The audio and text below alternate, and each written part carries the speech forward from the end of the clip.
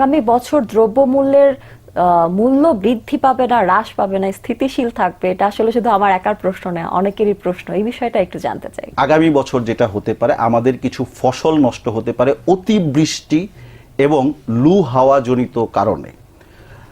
খাদ্যের দাম অবশ্যই বাড়বে। এর মধ্যে আমি যদি একদম মানে নির্দিষ্ট করে বলি, তেলের দাম বাড়বে, লবণের অনেক দাম বেশি বাড়বে। বেড়ে যাবে।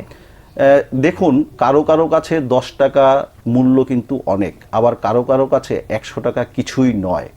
কিন্তু এই যে 10 টাকা বা 5 টাকা যে বৃদ্ধি পেল, এতে করেই কিন্তু অনেক মধ্যবিত্ত বা নিম্ন মধ্যবিত্ত যারা রয়েছেন তাদের সংসার চালাতে যেয়ে কিন্তু নাভিশ্বাস উঠে যাবে। এবং আমাদের দেশের বেশিরভাগ মানুষই বলা যায় যে মধ্যবিত্ত, নিম্নবিত্ত, নিম্ন মধ্যবিত্ত এই সীমার মধ্যেই বসবাস করে। না, আমাদের দেশে কিন্তু উচ্চবিত্ত রয়েছে। কিন্তু তাদের জন্য এই বিষয়টা কষ্টকর না? যারা নিম্নবিত্ত, নিম্ন মধ্যবিত্ত, তাদের জন্য তো এটা বেশ নাভিশ্বাস তোলার মতোই অবস্থা অবশ্যই আনবে। কষ্টকর। এর জন্য ইনফরমেশনগুলি আগে থেকেই দিয়ে দেওয়া। দেখুন, অ্যাস্ট্রোলজারের কাজ কি? আমি আপনাদেরকে আগে থেকেই সুসময় দুঃসময় সম্পর্কে অবগত করব, এবং আপনাদের উচিত হচ্ছে পূর্ব থেকেই একটা সুন্দর পরিকল্পনা করে সেই দুঃসময়টাকে অতিক্রম করা।